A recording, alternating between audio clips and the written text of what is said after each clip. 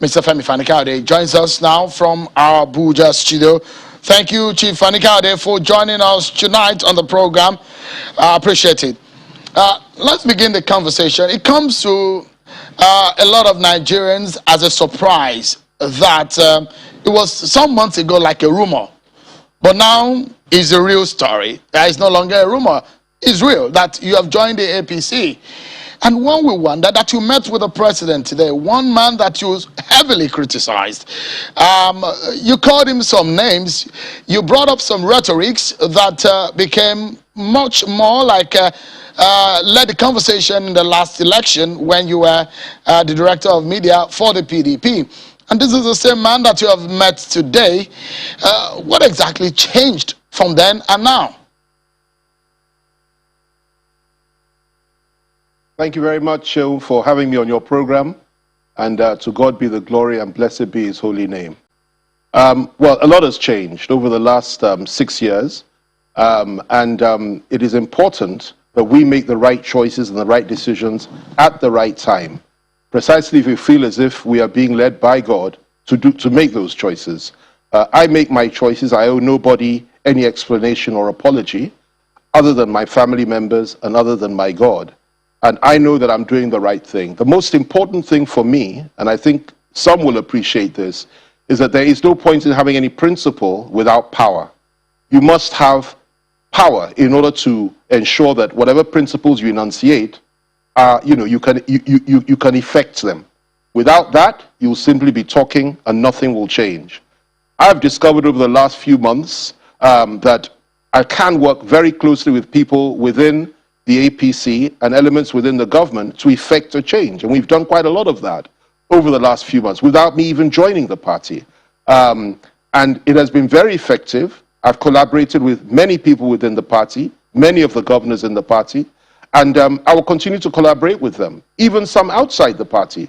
But the most important thing for me right now is this. This country, in my view, is on the brink of war. It's on the brink of disintegration.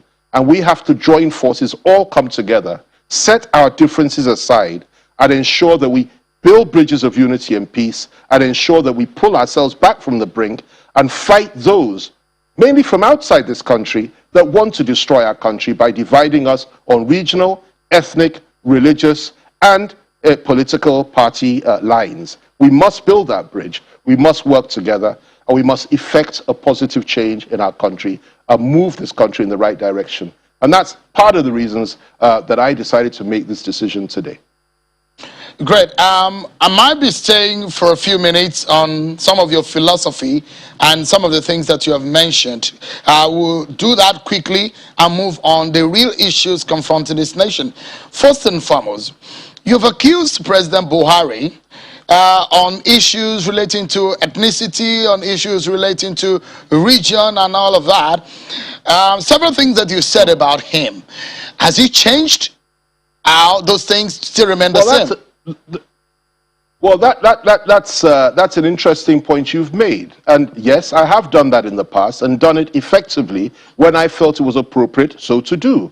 However, having moved closer to him over the last few months, I've discovered a lot of things that I didn't know before. There's a lot going on behind the scenes. And the most important thing is this. If I believe in a certain philosophy, or I believe that we should move in a certain direction, and I'm getting positive responses from, when I act from within the family, as it were, and do so behind closed doors, and ensure that change is effected in terms of policy, in terms of the way in which the country is run, in terms of the way in which disputes are settled amongst our various people, and in terms of the war against terror, and I get positive results as a consequence of my personal contributions at various levels, then of course I have to respect that, and I have to begin to think that, look, is it not better for us, for me and for my country, to ensure that we operate from within and effect the changes we want to change, that we want to put in place, rather than for us to be throwing bricks from outside. And I have ample evidence of the fact that because of these contributions and the receptive ears of a man that I believe would not listen to anybody else in the past, and I was quite wrong on that, his receptive ears, his reception, and those around him, particularly some of the governors, we've worked closely together. And I have seen that definitely this is a man that one can work with, providing you go through the right channels. And that's what I've been doing. It's been very effective, and I believe that I'll continue to do that. And, you know, we made a declaration today. The president was gracious enough to see me, to receive me, and receive me very, very warmly. But the next few days will make, you know, the formal steps. I'll be joining the party. I will be joining in FCT Abuja, not in the Southwest. I'll, you know, become a formal party member, and then we'll do a reception, and I'll be able to say far more, you know, many more things than I've said today. But this is the first step on a long road, and by God's grace, we will ensure that our country, you know, pulls back from division, pulls back from war, and pulls back from throwing bricks at one another, which is what some people want us to continue to do, which I will not do anymore. I mean, the question I was asking, Ms. FaniKayode, is whether or not some of those things you said at those times still remain, or you overlooked them. As the person you described, 2019, 2018, is it the same man? What has changed? Well, let me put it to you like this. I answered the question by telling you very clearly that I was speaking about him from outside. I have got to know him from inside now. I've been working closely over the last few months with people that are very, very close to him. And they would not have done that had it not been for the fact that he asked them or allowed them to do so. We've come to get to know one another. And it's absolutely clear to me that the perception that we had in the past, many people had, many still have, is clearly wrong. We can work together. We can come together. We can build bridges. We can effect unity in this country. And let me give you one example of that. In the past, we said that elements in the core north have refused to fight terrorism. We all accused them of this. In fact, we went as far as to say that elements in the core north were supporting the terrorists, and they were killing our people and their own people. Well, look at what's happening in the core north today. You have a far more vigorous fight in the core north against the insurgents and the terrorists from the North core northern governors than anywhere else in the country. And that is something that ought to be commended. They couldn't have done that without the backing of Mr. President. Hundreds and hundreds of terrorists and bandits are being slaughtered in the core north today as a consequence of that policy. That's just one example. Another example is this. We had a situation a few months back, and I was involved in it, I've told you on this program before, where there was a food embargo on the south, and where there was a plan by elements in the north to slaughter southerners as a reprisal for what happened during the riots in Ibadan and during the riots in Lagos. And there was a clearly well-orchestrated plan. Well, we all came together. We didn't go to the media. We didn't shout. We didn't insult one another. We came together with a number of other people, players from all over the country, and we resolved the issue. And the issue was resolved in an amicable way. Nobody was killed, no reprisal killings in the south, the food embargo was lifted, and Nigeria moved on. Now, that is the way to operate, as far as I'm concerned. There is a time to shout and scream and fight and criticize and condemn. There's a place for that in democracy. There's also a time for us to keep our cool, work purposely and constructively together to ensure we come to a good and expected end for our people and for our nation. And that's where I am today. I have not changed in terms of my core values and my principles. I will never change in terms of my core values and my principles. And I will carry those core values and principles into the APC and fight my corner any day, any time. But one thing I'll tell you is this. We need to respect other people's views. We need to work together with other people, even those we disagree with, and we need to ensure that this country remains one. And that's what I intend to do, and I owe nobody an apology for that. So let's get it clear. So the things that you said in the past are not true. You've seen it clearly. Is it because I know you're a Bible student? No. Is it a case of once you were blind, now you can see? Is that the kind of situation? No, listen to me. Listen to me very carefully. I told you, and if you go back, play this again, you will hear it over and over again. Listen to me very carefully. I told you that it's a question of perception. I had never met I'd met him once or twice in 2013. I'd never worked with him ever before in my life.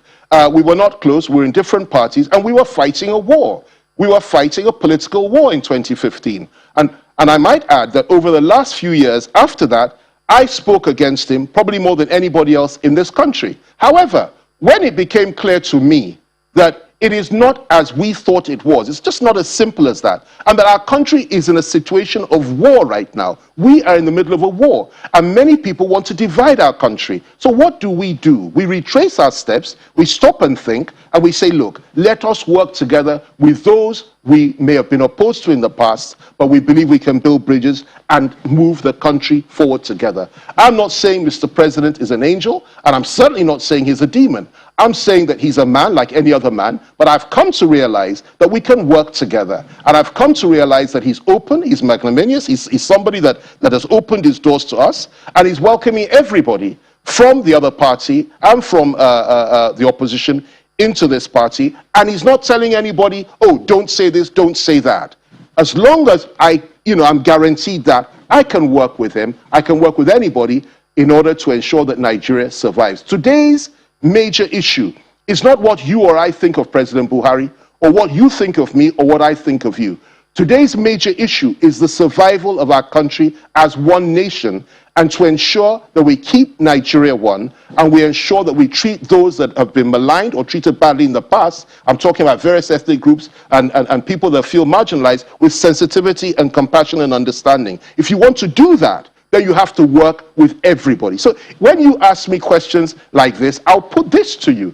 In the past, other people have defected from one side to the other. Virtually every major political player has done that. Does that then mean they disavow everything they've said in the past? Not necessarily. Maybe, maybe not. But these things are a question of time. We agree one day, we may disagree the following day. We may agree today, we may disagree tomorrow. And that's the position that I have taken. Right now we're in agreement, we're working together, and I'm proud to be where I am today, and I know this is the way forward. I know I can get far more done this way for my people and for my country, and I have no regrets for doing that. In fact, I'm very proud of the fact that I can do this, despite what people might think or say. I must give it to you that the power of eloquence that God has given to you makes it even easy for people to understand what you say. And perhaps there's a reason why a lot of people seem to love it when you're explaining yourself and your philosophy. And perhaps the reason why we have to take up some of the things that you have said. One of the things that you said in the past, in 2019, for example, your words, in your own words, you said, I would rather die than join the APC. In December 15, 2019, you said, and I quote, I'm committed to opposing the APC and those that are in the ranks for the rest of my natural life, and I will never join them no matter what. End of quote. In fact, for those talking about your defection at that time, you told them, you said it was false and insulting. Good. Can I answer the question now? Have Absolutely. You finished the nice quotes? Absolutely. Thank you very much. Let me put this to you. A lot has happened in the APC itself over the last few years. Would you agree with me? You are a political commentator. You know what has happened in the APC. You know what has happened in the PDP. I won't talk about the PDP on this program until they throw a brick at me, then I will respond. I never throw the first punch. I always throw the last. But let's talk about APC. The APC I was speaking about at that time is not the APC of today. The APC of that time, and I'll say it any day, anywhere, the APC of that time did not have the leadership that they have today. Today you have a man who is the National Caretaker Committee of the APC, that's Governor Maybuni, who has done exceptionally well in attracting people and presenting a broad-based, liberal, pluralistic view on national issues and national affairs. And he has opened the doors of the party to all manner of people with a plurality of views. We may not agree on everything, but certainly there's a place for you in a wider family. And you can effect your purpose and fight your corner from within. And that is the difference between that time and this time. The old leadership of the APC was very, very different in its outlook. And I would never have joined them had the leadership not changed. What we have today is an accommodating party that is ready to take people on and take people in and is ready to listen to dissenting opinions even from within, providing you conduct yourself in a mature and a decent manner. And that's what we've been doing. I've worked closely with Maybuni, I've worked with Matawale, I've worked with Governor of Kogi State, I've worked with Zulum, I've worked with a number of others,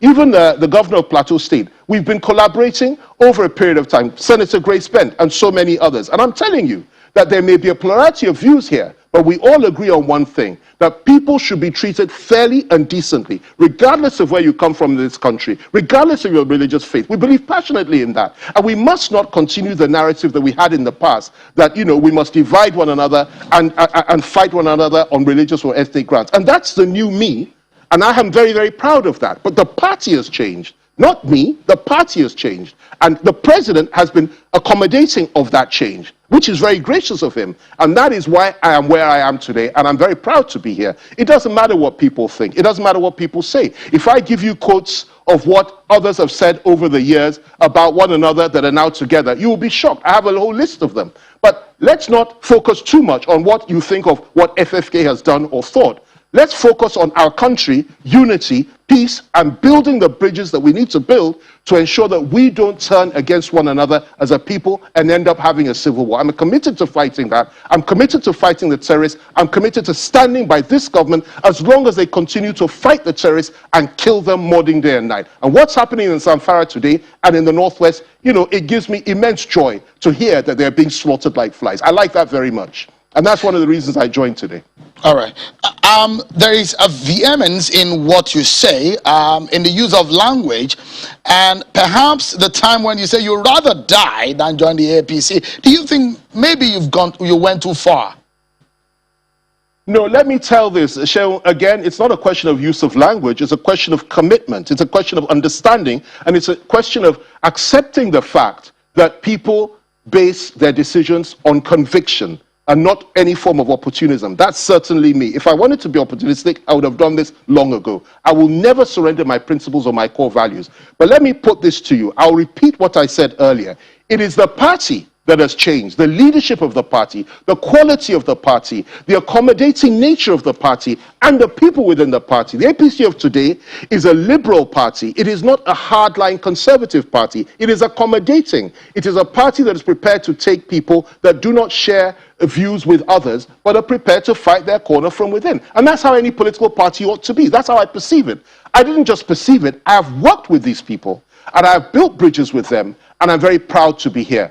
I will not speak about the other side. I won't say anything about the PDP that's negative. I have friends in the PDP, but let me put this to you. There are still a lot of issues that need to be resolved in the PDP. And I'm not, you know, people like Governor Ogwai of Enugu, people like the governor of Bauchi State, Bala Mohammed, and a number of others are very, very close to me. I have immense respect for them. And there are issues, however, in the PDP, just as there are in any political party. But let me put this to you. The APC, the leadership of the APC has evolved dramatically. And that evolution has attracted people that are intellectual, that are sharp, that are smart, that are focused, and that want to keep Nigeria together and at the same time treat every Nigerian, regardless of faith, regardless of ethnicity, as one and as equal. That is what I find attractive of the new APC. So when you say that I will not die, I will live long and I'll prosper because I make the right choices at the right time. I will not stay in PDP simply for the sake of staying there because I said something different in the past. I will move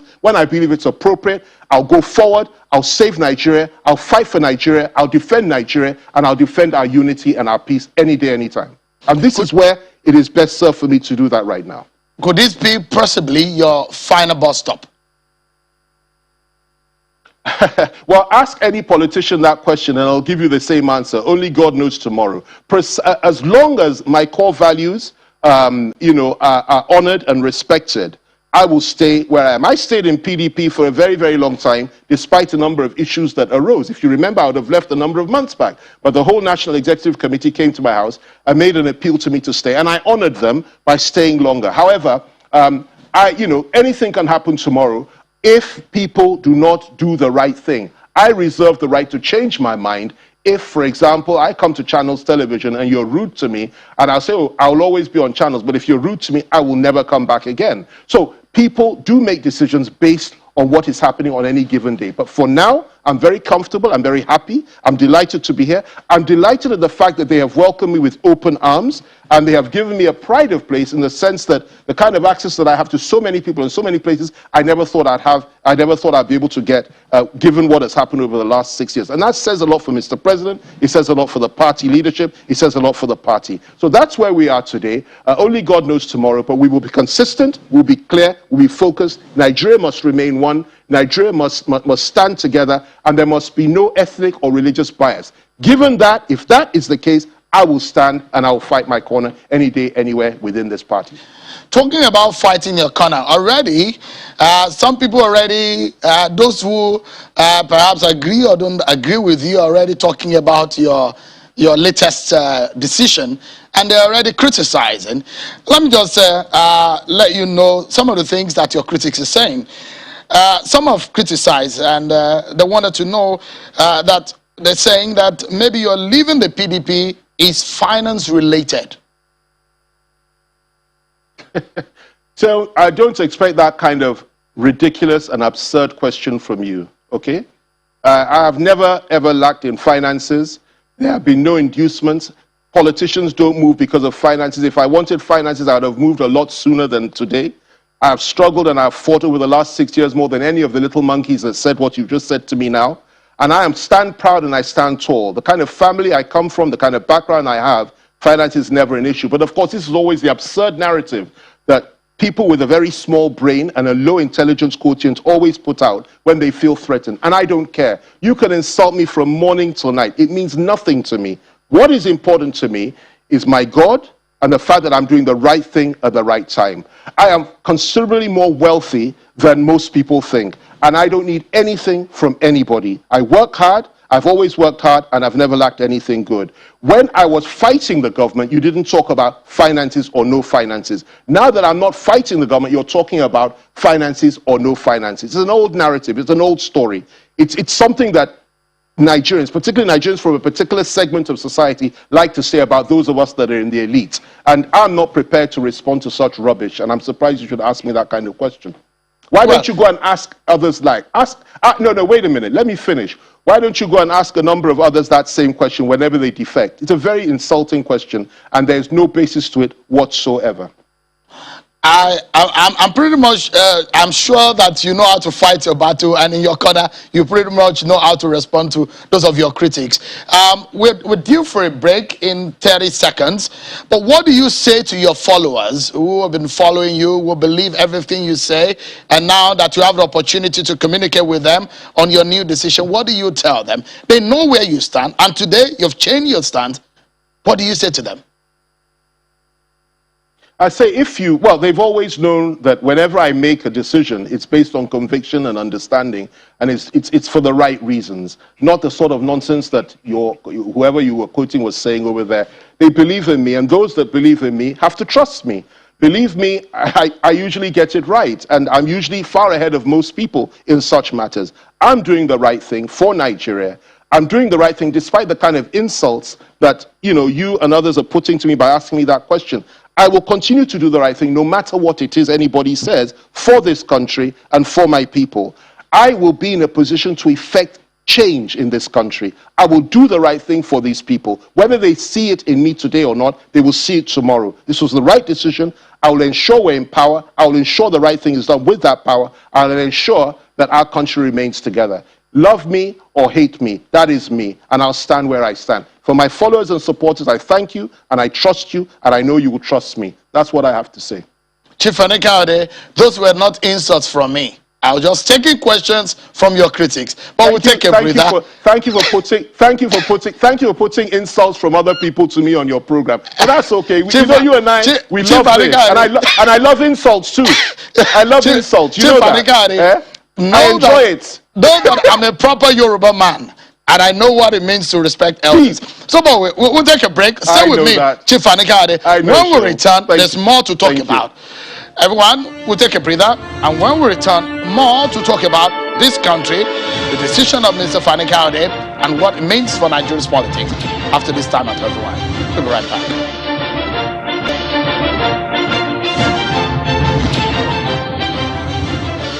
Welcome back, everyone.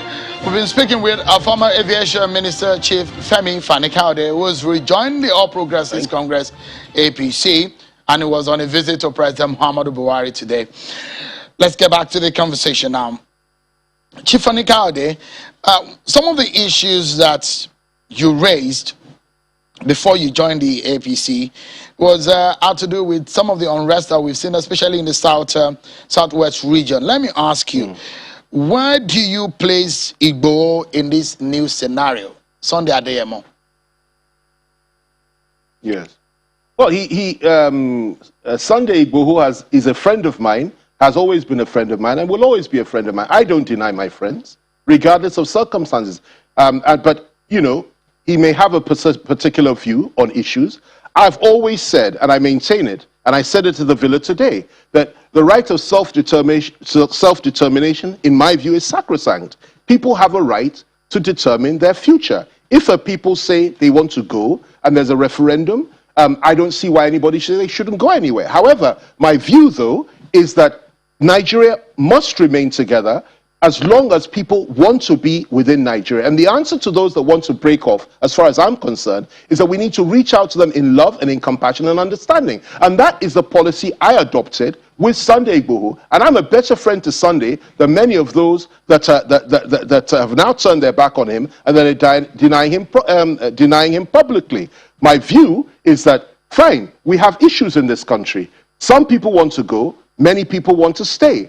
Our view, our position as leaders is we need to keep everybody on board, ensure that nobody picks up weapons to start killing one another, either from the government side or from the other side, killing innocent people, targeting innocent people based on ethnicity or religion, and ensure there's sanity and peace in the country. That has always been my position. I told Sunday Igboho this when we met, I told him after we met, and I've told him of late. That has always been my position. However, I also believe that it is important for us to rise to the occasion that we are faced with right now. And there are far more important issues. Let me tell you this. I've said this is not the first time I'm saying this. I'll keep on saying it to those that simply don't seem to get the picture.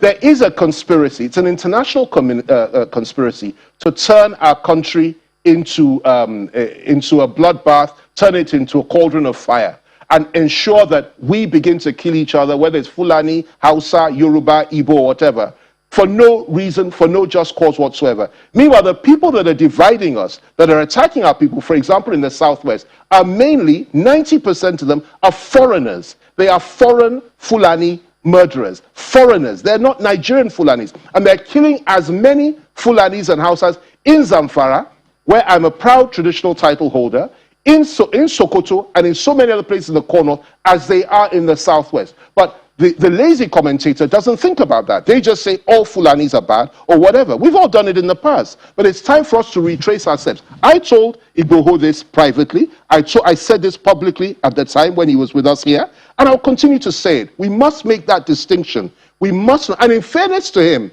if not for Sunday Igboho at that time, we would have had a problem in this country because he went out of his way to give assurances and to offer protection to northerners that were coming back after the food embargo. I'm not going to deny that. I won't say it never happened. Of course it happened. It's a historical fact. He played a key role then. But the situation that he's in now is unfortunate. But I will never deny him as a friend. We may not agree on everything, but he remains my friend. And not just him, there are a number of others that are my friends and will always be my friends, even if we don't see eye to eye on everything.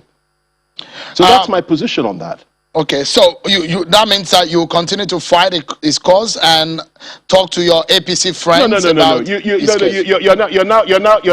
You're putting words into my mouth. I never said I was fighting his cause. I said he was my friend. You can be friends with people and not fight their cause or not even agree with them. Whatever it is, wherever we disagreed, we did so privately. But publicly, he is my friend. And I'll tell you this much, I am committed to keeping Nigeria together. I'm also committed to ensuring that those that want to break up Nigeria are reached out to and spoken to with respect, love, and compassion, rather than say, kill them all. That's my position. And I believe that's far more productive. As long as you don't pick up arms to kill policemen, and you don't pick up arms to kill innocent Hausa Fulanis or innocent Yorubas or innocent Igbos, and you don't target people because of their religious beliefs, as long as you don't do that, you will be my friend.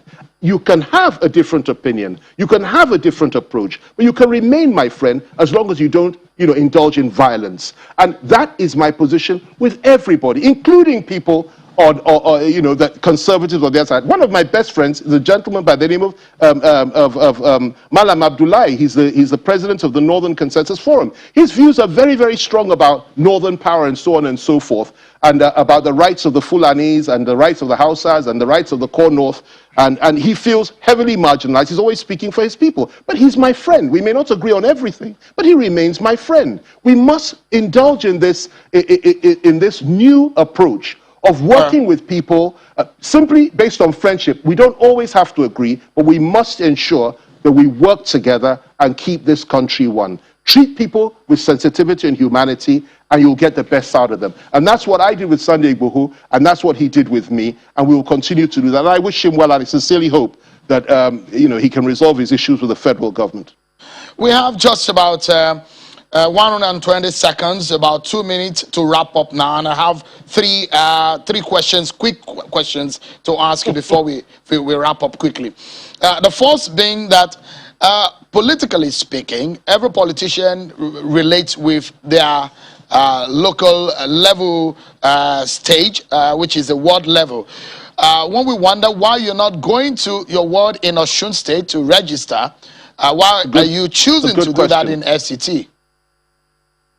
Thank you. That's a very good question. And the answer is very simple. I've lived in the FCT for the last 20 years. I am a Yoruba man by birth, and of course I was raised in the Southwest, and I'm very, very proud of that.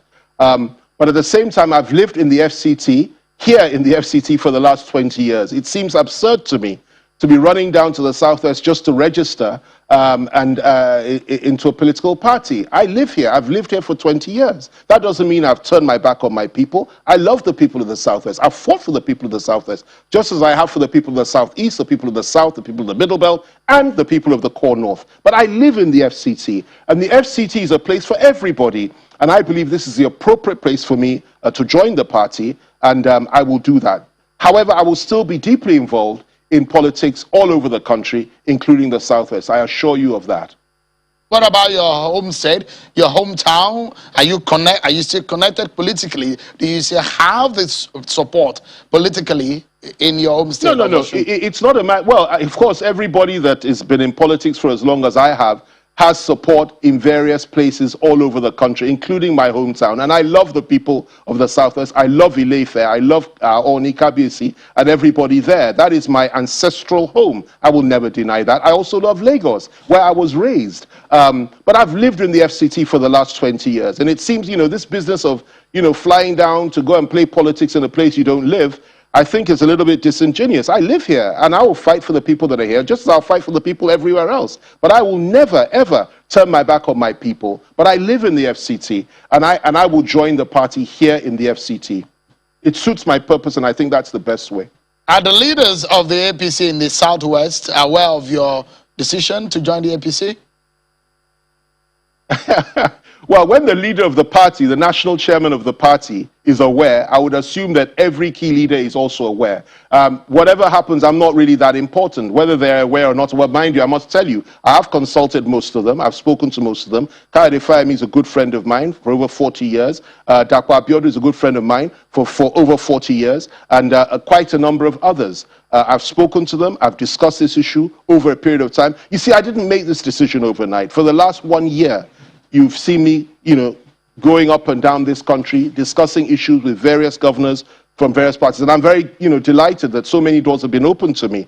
So before I arrived at this decision, it took a lot of consultation, a lot of discussion. And those that I feel it was appropriate for me to discuss with from the Southwest, including people like Omishore and so many others, I've done that. And I will continue to do that. I dare not make this kind of move without letting them know.